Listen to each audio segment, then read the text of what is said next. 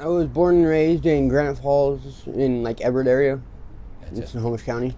And who raised you? My dad raised me up until I was about 7, and then it was my mom. I moved out to my mom's because my dad was a piece of crap. Well, tell me about your home life. What was that like?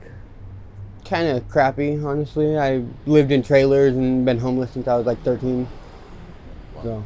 So, any siblings? Yeah, I got one sister and then 2 step siblings. And you guys all grew up together? Not really. My actual sister, when I moved out of my dad's, she stayed with my dad. Okay. And then my step siblings, once my stepdad killed himself, I kind of separated from them. Gotcha. Yeah. Tell me about like any good parts growing up. Any highlights that was fun that you guys did for fun? Really, I didn't have. I grew up like I had to grow up when I was about 14 because I had my kid when I was 15, and I have an 8-year-old now, and I'm still with my baby mama. I've been with her for 9.5 years. Oh wow. Well, tell me about. You said you became unhoused when you were 13. Yeah, I was on and off when I was 13 in trailers and tents and shit with my mom. Oh, so your mom was unhoused. Yeah. Oh, gotcha. And as a 13-year-old, what's going through your mind? Not really much, I guess. Like me and my mom, at that part, we were up in like the woods area, so I kind of thought of it as camping. Right. So I kind of thought it was kind of fun, but now growing up, it kind of realized that wasn't the life that I probably should have had. But so my guess is, or you tell me, were you in school? I dropped out when I was in 10th grade to take care of my son so my girlfriend could graduate. Gotcha. So let's see, you're 13, living in the woods with your mom for how long? We were in the woods for almost a year and a half. And just like off the grid, kind of? Up in, you know Mountain Loop Highway in Granite Falls? Oh yeah, I do actually. I live 14 miles up Mountain Loop Highway. Gotcha. And I mean, what did you guys do to survive? My grandpa, he helped us out a lot. Like with food and all that kind of shit. Because I mean, it's winter now and it's pretty cold. Yeah. I can imagine there it's even colder. Yeah, we were in the winters. We were in a tent in like 3.5 feet of snow and shit like that. So. Yeah. And how long did that period last? About a year and a half altogether. Wow. And then, so after that, where do you go? Me and my mom moved to Everett. Okay. We got a house with my stepdad for a little bit, but then shit happened with the landlords and they weren't paying their part of the property taxes and shit, so we had to move out because they foreclosed the property. The building, right? Yeah. Right. And at this time, you did have a baby or no? No. Not yet. I had a baby about a year and a half after that. Oh, gotcha. And tell me about that situation. Tell me.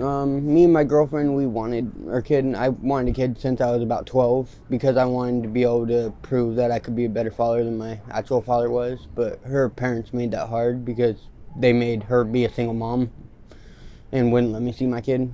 So. Oh, wow. Yeah. I have 2 kids, and that would be incredibly. I mean, I couldn't imagine not being able to see them. Yeah, they haven't let me see my kid since he was about 1, and at that time I wasn't doing any drugs or anything. I was actually had a job and was wanting to take care of my kid, and they wouldn't let me. What was their reason? Just because they didn't like me. Yeah. So you don't see your kid, and where are you at in life? Like, after you and your mom leave that place in Everett and go where? After that, my mom ended up moving to a different state for a little bit, so I was kind of just on my own. Oh wow. And yeah, it was hard, but I worked through it. Tell me, when you say on your own, what does that mean?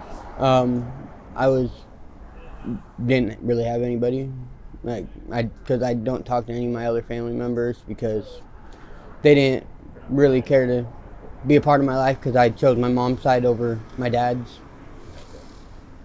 And you said at some point your stepdad unfortunately took his own life. Yeah, because him and my mom were fighting or whatever, and on Christmas Eve, his mom woke up to seeing him not alive anymore. Yeah. And so when your mom left to another state, I guess, were you housed then or no? No. Just living on the streets. Yeah. In Everett. Yep. And from what I hear, Everett treats their homeless people differently. Yeah, it's a lot harder to be Lot harder. homeless out there. Yeah, Like, yeah. there's no encampments or anything like that, and you get messed with by the cops at least every other day. Yeah. And so you're constantly just moving. Yeah. Yeah, you couldn't have any stationary place. It was all, you just had to basically walk the streets. Yeah. Oh, wow. Yeah. So, and what point did you move to Seattle then? Me and my girlfriend moved out here about 2 years ago. Okay. From Everett. Yeah. So, yeah, gotcha. And you said this is the mother of your child here? Yes. Oh, gotcha. So where is your child now? Up at her dad's in Port Angeles. My girlfriend's your dad. partner's dad Yeah. in Port Angeles. And you haven't seen him Yeah. since he's like 8 years old now, you said? Yeah, she was with him up until he was about 6. Okay. But then her dad, since she wanted to move out, her dad did a bunch of faulty stuff and lied to the courts and shit, saying that he had custody over our kid already and he didn't. And yeah. Gotcha. Well, let's talk about your current situation now. We're in Ballard. Tell me more about this. I honestly, it's a lot easier than Snohomish, but it's at the same time kind of hard because of the fact with the people coming and sweeping us, or them not even giving us notice of when we have to leave. And like today, the cops came and said basically that in the next day or two that they're going to be coming in over here, and if we aren't moved already, then they're able to just throw our shit away. Right. Yeah, so that's kind of that's a new, because they used to have to give They had to give a notice at least 72 hours yeah. notice, post something, and now it's just whenever they want to, they Yeah. can come and do it. And so, did the police say, "Here's some options, Matthew. You can go to this No, place, this place, this place"? Nothing. Anytime, like me and my girlfriend, we've been swept at least between 7 to 10 times, and they told us since we're younger, we have more opportunities, so they couldn't give us a tiny home or anything, which never really made sense to me. And does the Hope or the Reach team come out here and talk to you guys? Yeah, they've came out a couple times, but they've offered me and my girlfriend shelter, but we don't really want to go into like a shelter unit where we can't be with each other. Right. Yeah. And so, if you took those options, you'd be separated. Yeah. And if you don't have phones or communication, Yeah. you can just kind of get lost from each other. Yeah. Which anyone who has a partner, it's like, of course you don't want to do that. Mm-hmm. Yeah. Matthew, one last question I like to ask. Is there anything that you'd want the people of Seattle to know? That homeless people aren't all bad. Like, yeah, we have it harder out here and everything, but everybody else that comes out here and like hates on homeless people, it just makes it harder for us. Like, we're human too. We're no different. We just grew up a different lifestyle, and it grew up in a harder place. Yeah. What do you want for your future?